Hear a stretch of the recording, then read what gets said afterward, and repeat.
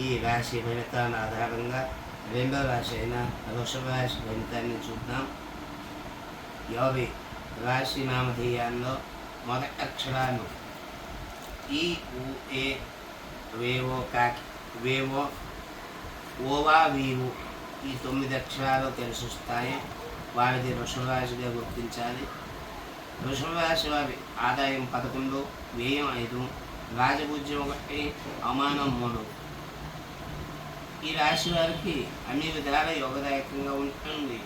తలచిన కార్యములు నెరవేరుట, వృత్తి వ్యాపారం లాభించి రాణించుట, గృహంలో వివాహాది శుభకార్యాలు జరుగుట, పార్టీలు మరమ్మతులు లేక నూతన భూగృహానాది ప్రాప్తి, బంధుమిత్రుల సమాగమము, విందు వినోదంలో పాల్గొనుట, సకాలంలో పనులు పూర్తి చేయుట, లబ్ధిని పొందుట, నూతన కార్యక్రమాలకు శ్రీకారం చుట్టుట, సంఘంలో గౌరవం పలుకుబడి హెచ్చును, ధనలాభం, విలువైన వస్తువాహనాది సంపదను కొనుట, స్థిరాస్తులను వృద్ధి చేయుట, అన్ని రంగంలో అవి కూడా ఆదాయాభివృద్ధి, ఆరోగ్యం చక్కబడుతుంది.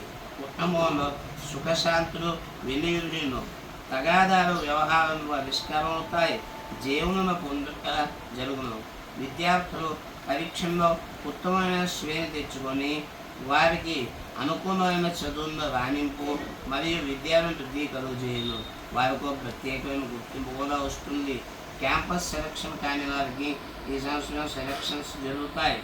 ఉద్యోగస్తులకు కోరుకున్న ప్రదేశంలోకి బదిలీలు జరుగును, ప్రమోషన్స్ వచ్చును.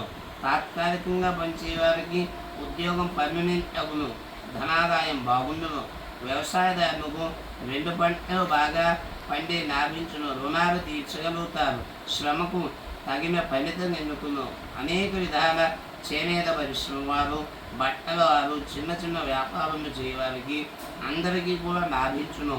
ఈ రాశివారు ఈ సంవత్సరం రాహుకేతు దోష నివారణకు పూజలు, దానాలు, నిత్యంలో నరదోష నివారణ యంత్రాన్ని ఉంచుకోవడం, గణపతి, లక్ష్మీ నృసింహస్వామి మరియు ఆంజనేయ స్వామి వారికి తరచుగా ఆరాధన చేసి లాభం పొందవచ్చు.